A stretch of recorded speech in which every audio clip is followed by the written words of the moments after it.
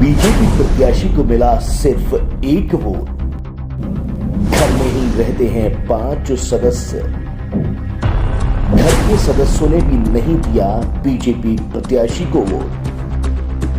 देश और दुनिया की सबसे बड़ी राजनीतिक दल होने का दावा करने वाली भारतीय जनता पार्टी को तमिलनाडु में चल रहे निकाय चुनाव में एक ऐसी परिस्थिति का सामना करना पड़ा है कि सबसे बड़ा राजनीतिक दल होने के दावे पर ही सवाल खड़े हो गए हैं। तमिलनाडु के स्थानीय निकाय चुनावों में बीजेपी के टिकट पर वार्ड मेंबर का चुनाव लड़ने वाले प्रत्याशी को सिर्फ एक ही वोट मिल पाया।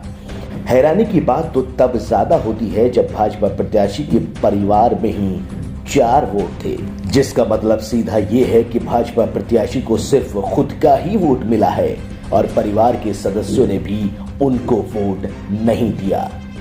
ये खबर सोशल मीडिया पर आग की तरह फैल गई। सिंगल वोट बीजेपी ट्रेंड करने के साथ साथ वायरल भी हो गया। निकाय चुनावों में भारतीय जनता पार्टी के प्रत्याशी डॉक्टर कार्तिक वार्ड मेंबर के पद के लिए कोयम्बटूर जिले में चुनाव लड़ रहे थे। इस चुनाव में उनको सिर्फ एक ही वोट मिल पाया। तमाम प्रचार के बावजूद कार्तिक सिर्फ एक ही वोट ले सके। हालांकि भाजपा प्रत्याशी के अलावा एक और प्रत्याशी भी रहा जो उसी सीट पर चुनाव लड़ रहा था और उसको भी सिर्फ 2 ही वोट मिले।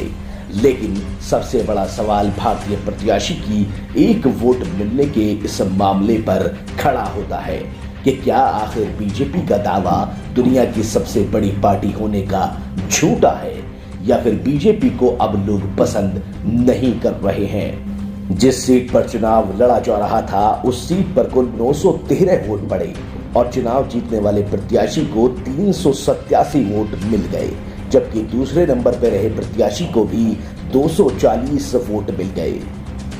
तीसरे नंबर पर प्रत्याशी को 196 और चौथे नंबर पर रहे प्रत्याशी को 84 वोट मिले।